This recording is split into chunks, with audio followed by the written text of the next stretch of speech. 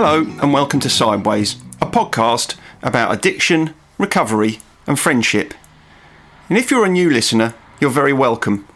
This week we're talking about what it means to feel part of something and why it's important for our mental health.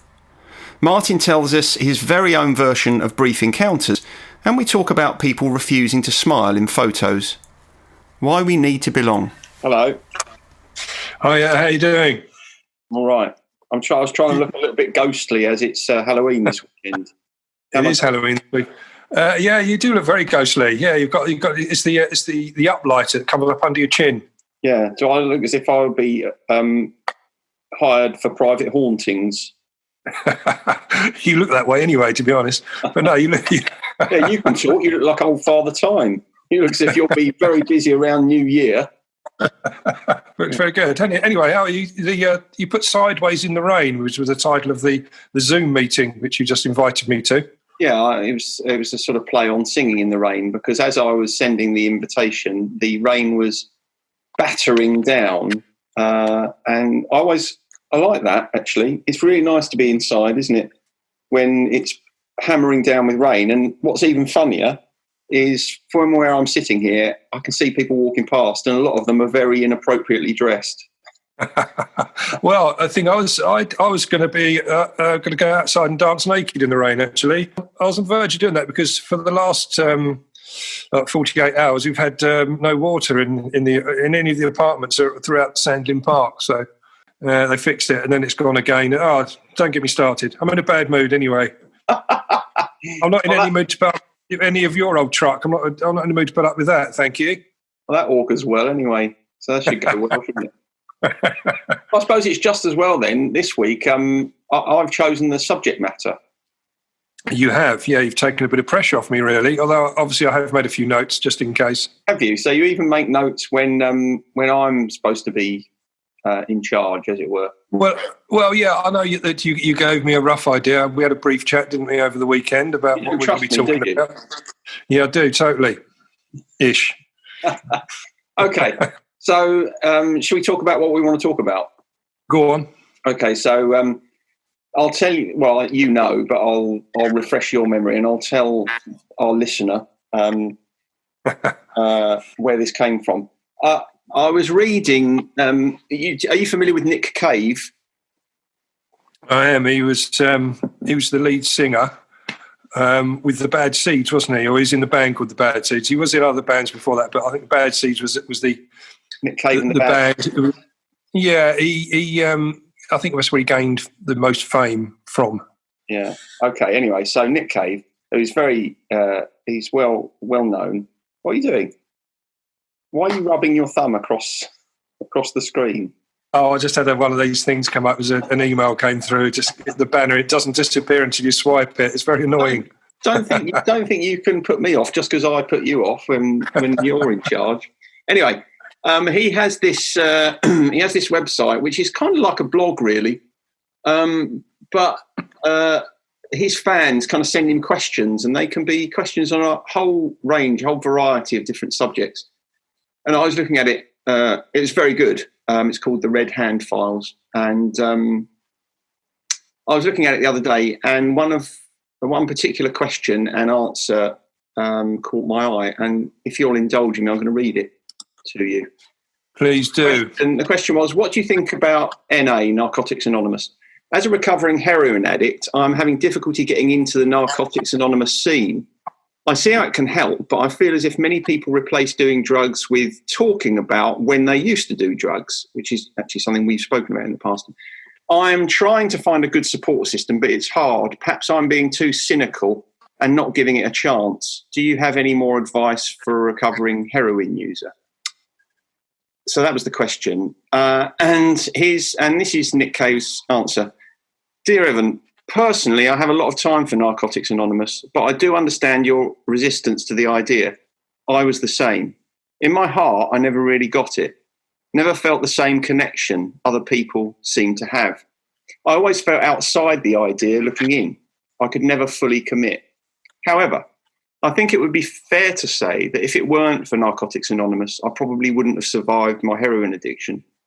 Narcotics Anonymous was this thing steady and ever present, that just never went away. A place I could come crawling back to again and again, year after year, and be accepted and welcomed back in. In this respect, I owe Narcotics Anonymous my life. When no one else would have me, NA always would. The basis of NA, the 12 steps, a series of suggestions as to how to live a life, the original antidote to chaos, seems to me to be an extraordinarily effective way to navigate the world for all people, addicts or otherwise. Having said that, I do not follow the 12 steps myself, to my detriment, I would say. Doubtless, I would be a better person if I did. In the end, you find your own way. Ultimately, I found mine outside of NA with my wife, but it took NA to show me the way. Reading your letter again, Evan, my advice to you and to me, go to a fucking meeting. Which is rather a nice coda. And, sorry, go on. No, what was you going to say? It's just that did remind me. I remember when I went to, when I was away in detox, and I was with some other, obviously people that were just on their first stages of their recovery as well. And I remember one of the guys that I was with there, he was a TV actor, and I remember when we were going our separate ways, he gave me like this signed photo of himself, and he wrote all these bits and pieces on the back of it, his contact details and all that. And right at the end of that, his words were, "Go to a fucking meeting." Oh, really? Yeah, it was. Well, Nick Cave, was it?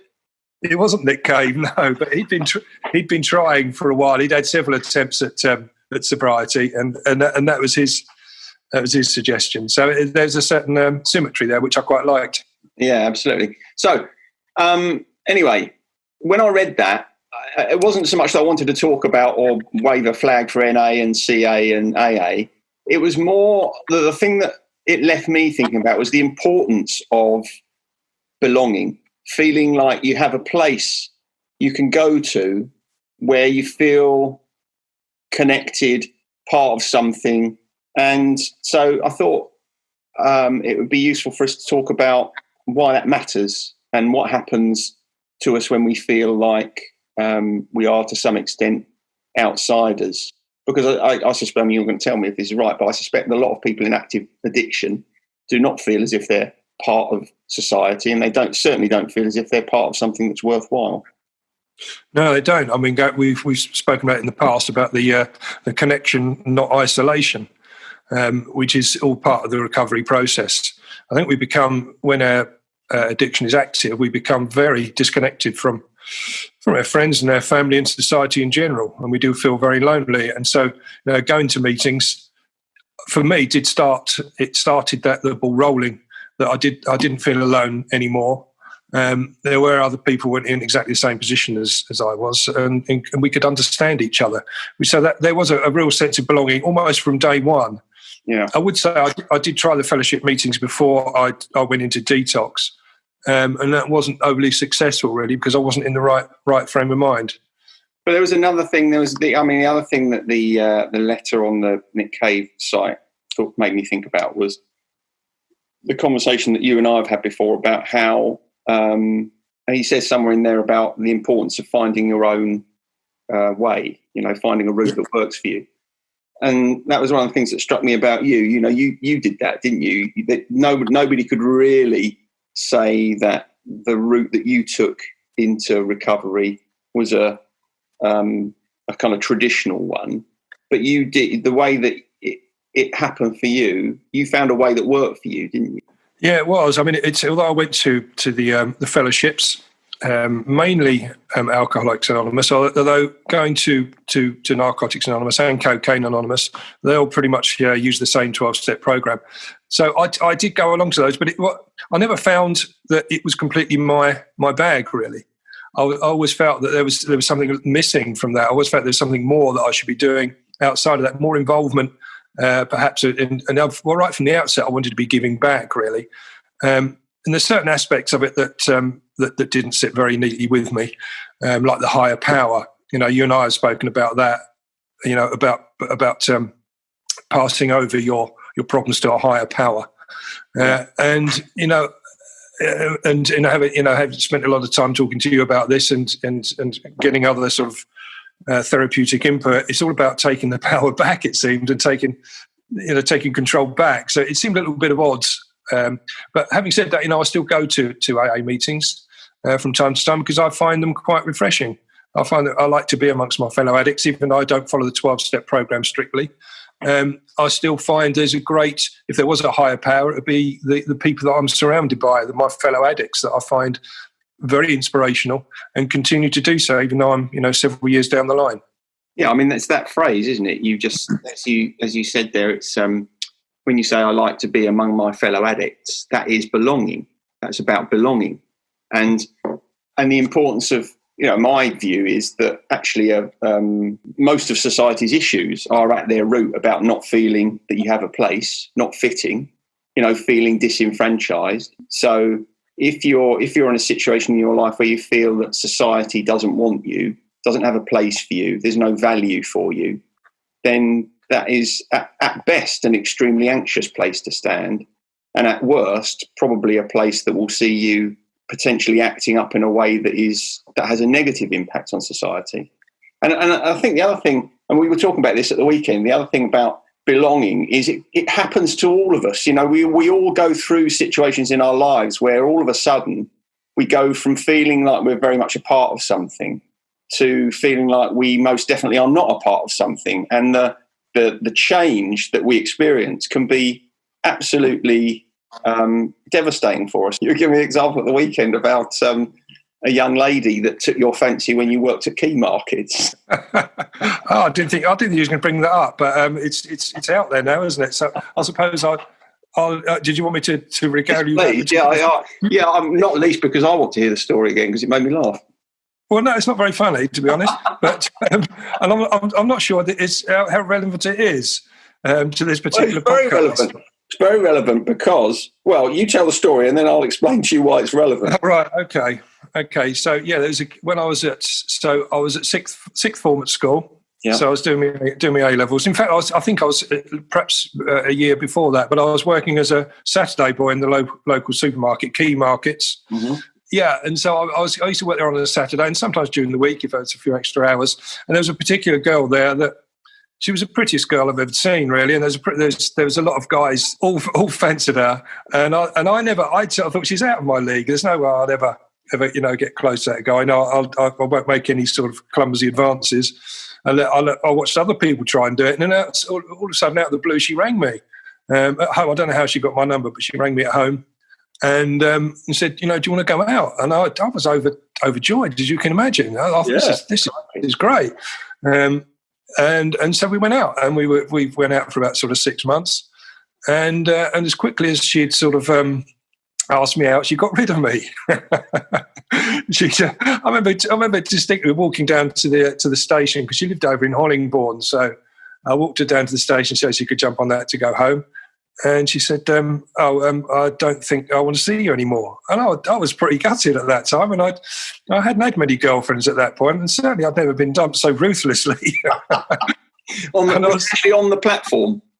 Yeah, it was, yeah. Yeah, we had to wait for a train to come. That was one of the most awkward silences I've ever been involved in. So she didn't wait till the train came in then? No, not she didn't do it at the last minute and rush off. No, she sat me down and let me wallow in my misery. Oh, I kind of had it in my mind that she was she was shouting from the open train window as the train left the platform. It's a good job. I suppose in some ways it's a good job the train wasn't delayed. Leaves on the line or something like that. You'd have been standing. Yeah, I don't. My attempts at trying to win her back at that point were pretty fruitless. So it was. Yeah, I was quite pleased when the train came along anyway. In the end. So the reason that I think that's a very good example is because most of us have been through something like that in our lives. Where a relationship's ended that we haven't wanted to end. When that happens, you suddenly feel that whereas a moment ago you were part of something, you belonged. In that couple. You all of a sudden find that you're not there. And it can really, that can be a really devastating feeling that has a tumultuous effect on the rest of your life. People can go into a stage where they think, well, I just don't want to do anything now. I don't want to connect with my friends. I don't want to go out. It's like everything kind of almost falls apart because of that central relationship. And that's it's a little example that most of us can relate to about what it feels like to, in one moment, belong to something, one moment feel part of something, and then in the next moment not feel part of it. So, imagine if you're going through week after week, month after month, year after year, feeling that dislocated from the life that you lead or the society you live in. I mean, that it's not really any wonder, is it, then, that people have terrible mental health issues because they feel. I mean, one of the things about alcoholics or addicts is people don't understand them, do they? No, they don't. I mean, in that, going back to that story about being dumped there, I didn't see it coming, and I think that made it even harder, really. Yeah. And it probably did. It did set me. I was much more guarded going forward for quite some time. So, Sophie, if you're listening, you broke my heart. Did you not get any? Was there no even inkling of it? Did she not sort of? Did you not sort of sense her cooling towards you? No, none of that. Which I've sensed later on and got in quick before I get my arse. I'm sorry, arse dumped. But no, it was. I didn't see it coming at all. I don't see why you find it so funny. I don't really know why I find it so funny. I think it's probably funny because it's probably funny because you're talking about something that didn't happen to me. Yeah, she set me on the road to ruin. It's an outrage. Oh yeah, that was. Well, of course, that was something I said to you at the weekend, wasn't it? Maybe that's where the trouble started. You suddenly felt disconnected, and you thought, right, I better crack on with some vodka. No, I can't really learn that. Slightly too simplistic an explanation. Yeah, well, I can't lay that at her door. But it was testing times. I did feel very disconnected at that point. Yeah. Mm. I mean, would you agree then that one of the things that characterises recovery is a kind of a reconnection, a bonding with people who are in some way of like mind? Yeah, very much. It's it's the only way I can see of getting through, because I'd never have been able to have done it without connecting with other people that were there and genuinely wanted to help me. Mm. People were volunteering to help me and couldn't do enough for me. And when you go from a position where you think no one likes you, and you don't like yourself, and then suddenly I was part of a group, and I'd always been part of groups in the past, and I've always, going back to the football teams, I was always part of a football team. In bands we've been together, and there was always people around me, and I've always been a team player. I've always liked to be in that situation. So when addiction takes that away from you, it's tough. It really is tough. You get used to it, but you find that you're drifting into that horrible isolation, and you don't quite know how to deal with it, because it's a new experience, and so you tend to indulge a little bit further because it's an emotion you really aren't comfortable with. So do you think, as you said there, when you were kind of in the thick of your own difficulty, there were plenty of people kind of reaching out and trying to help you, but of course none of them were addicts or recovering addicts. So do you think that one of the things that made that harder to accept that help was, well, I mean, I think we've probably spoken about it before, that sort of feeling that actually, although people were trying to help you, they didn't really understand where you were or why you were where you were. And so, that would be tied up with a huge amount of guilt and shame. Yeah, it was. But I think it's also something we've touched on before, is that I think people were doing it because they felt doing it out of sympathy. Rather than empathy, and I think it just makes you feel worse, initially, because it validates the position you're in. Well, I mean, there's such a kind of powerful stigma about anything like that, isn't there? Yeah, because I can remember it's something else we were speaking about when I spent a spell in a psychiatric hospital. One of the things that was nice about that, if I can use that word, I think I can. Is that it was okay to be in abject misery. It was like, it's okay. If you were really terribly depressed, no one really expected anything different of you. There was no kind of judgment about it. It was like, well, it's all right. We might all be here for different reasons, but there was no questioning of it. It was just a question of, have another bowl of mint choc chip ice cream. So, the point about it was, I suppose the only way I can kind of describe it, it was really easy just to be who you were in that moment, which I think often we find very difficult. Yeah, we do. And I think that those 2 hours in the meetings I used to go to, and certainly, when the peer-led support groups were opened up to me, the forerunners of Aspire to Be that I'm involved with now, those 2 hours were really precious. And it was those 2 hours I felt almost like a depression coming on when the 2 hours was up, and I had to go back out into the real world, because it was this lovely bubble in amongst with my fellow addicts, and no one judged me, and it was lovely.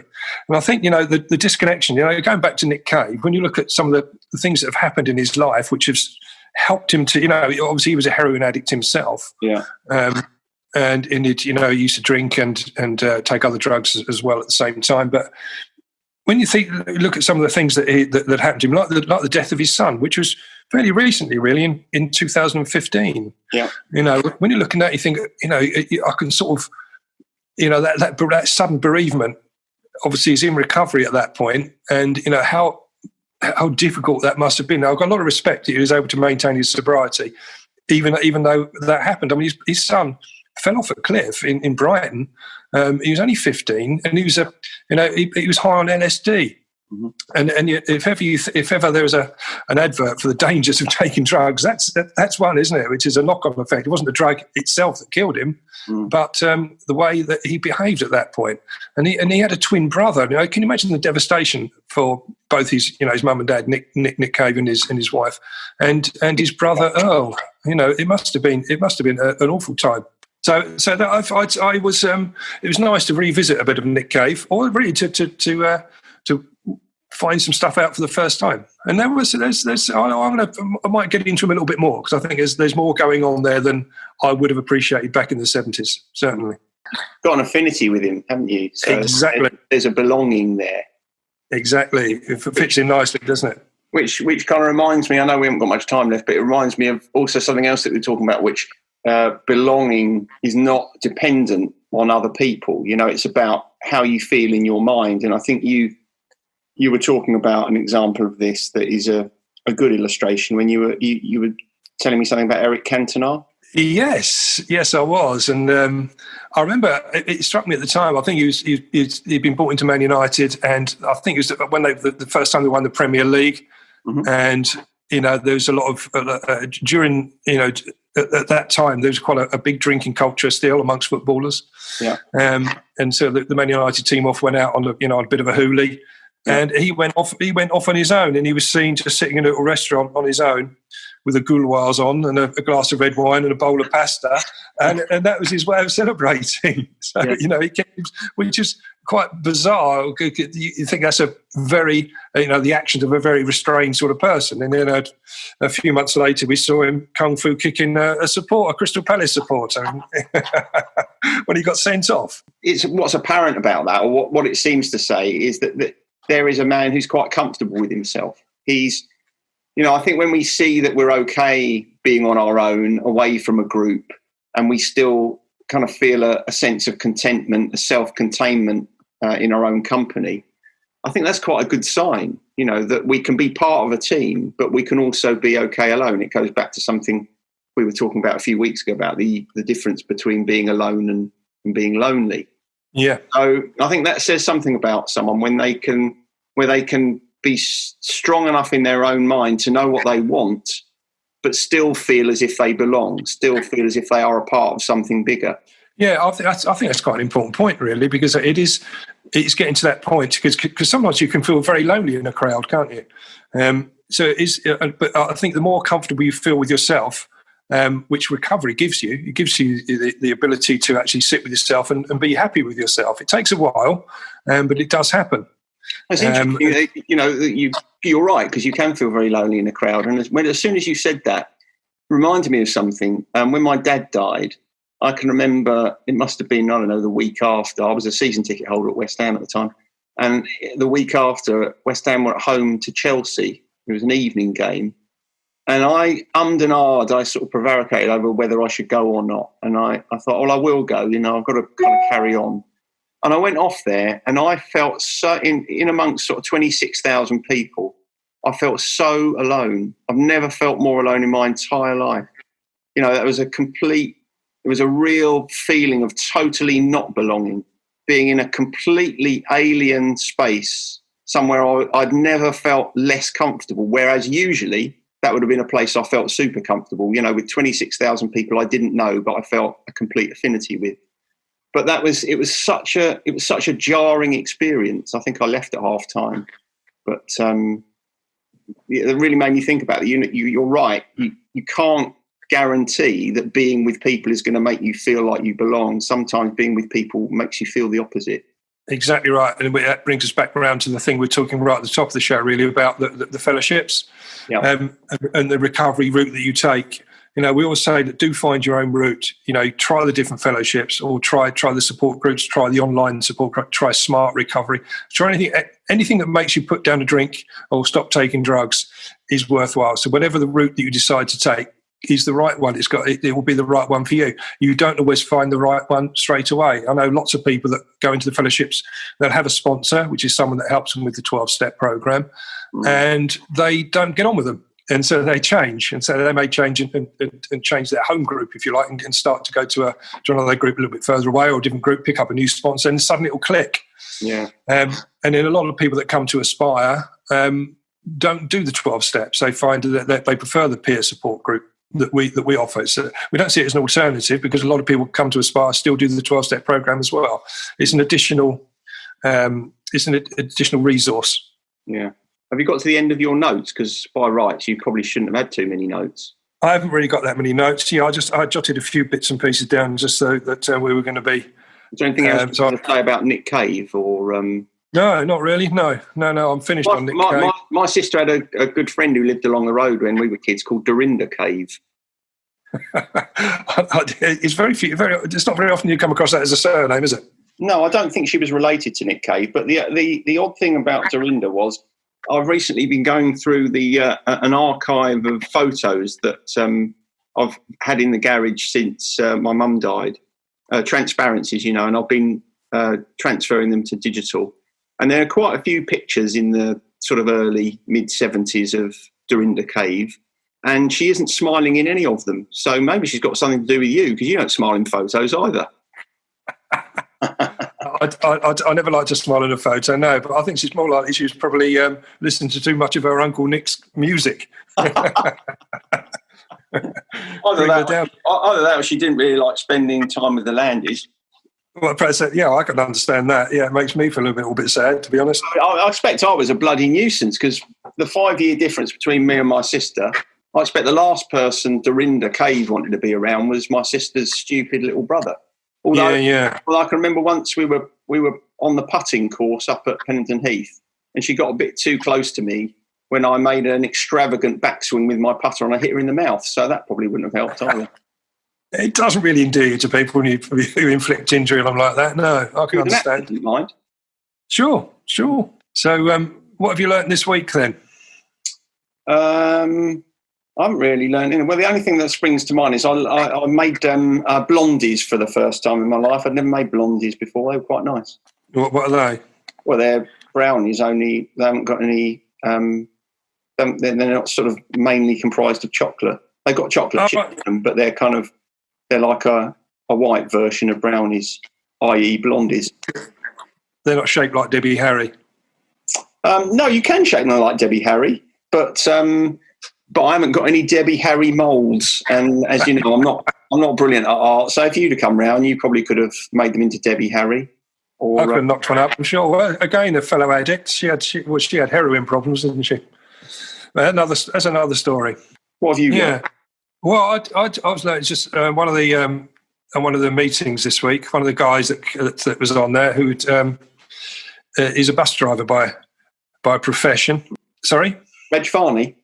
Reg Farney. No, he's not on the buses, man. But he was telling me that I didn't realise that if a bus is indicating to come out from a stop, you are obliged under under Section 228 of the Highway Code to let them out. Right. I didn't know it was a rule. I just thought it was, you desperately tried to get in front of them so you wouldn't get stuck behind them for miles. But apparently, no, you are obliged to they've got a right of way. Didn't know that. No, I didn't know that. That's of all the things that you've learnt this week, that's probably the most, well, it's one of the most interesting, possibly the most useful if you ever find yourself just behind a bus. Well, well, since he told me that, since I knew he was a bus driver, I've been much more courteous in case he's driving. So, yeah. Well, that's as it should be, obviously. It is. I've got respect for it, and now I know that it's compliant with the Highway Code. Then I should behave accordingly. What about? Have you thought about a guilty pleasure this week? Because I've thought of one, which was what, a musical one? Yeah, I have. Yeah, a guilty pleasure, and it just reminded me because I heard it on the radio. But it reminded me that when I used to live in Headcorn, there's a little curry house across the way from me, and they used to have music nights sometimes. Yeah. And there was one night. There's a guy come in there, solo guy, but he had his backing tapes and all that. And he used to be in the group called Heatwave. Do you remember Heatwave? Yeah, I do remember Heatwave. Yeah. Yeah. He's fallen a long way from grace from being on top of Box One. And in the curry house in Headcorn. The same bloke from Heatwave was playing in the curry house in Headcorn. Yes, mate. Yeah, it was one. I think it was. I can't remember. I think it was Billy Jones. I think he was the guitarist in Heatwave, or he might have had something to do with him. He wasn't the main guy. He wasn't the lead singer. But anyway, I remember that night they played Boogie Nights, and I thought, I like that song. So that's my guilty pleasure for this week. Boogie Nights. Okay, I haven't got a guilty pleasure, but do you remember the Barron Knights? Of course, yeah. The Barron Knights did a spoof of that song called Boozy Nights. Do you remember that? No, I don't. I had an album with that on. So one Christmas I got a Barron Knights album. So that's a pretty guilty pleasure, I'd say. Wouldn't you? Well, do you still derive pleasure from listening to it? That's the bottom line. Well, I don't even know if I've got it anymore, but I probably, if Boozy Nights came on, I'd probably listen to it with a wistful ear. Anyway. Right, okay, mate. See you later. Yeah, see you later. Bye. Bye. Sideways was created by Graham Landy and Martin Pankhurst. If you want to read more about our work, visit grahamlandywellbeing.co.uk/sideways-podcast. You can follow us on Twitter, and you can find us on Facebook at Sideways Podcast, or you can email us to let us know what you think of the show and with anything you'd like to ask us. And finally, we want to thank you for listening and ask that if you've enjoyed what you've heard, that you spread the word. And we'll see you next week. She wears short skirts, I wear t-shirts. She's cheer captain, I'm on the bleachers, dreaming about the day when you wake up and find that what you're looking for has been here the whole time. If you could see that I'm the one that understands, you've been here all along, so why can't you see you belong with me? You belong with me.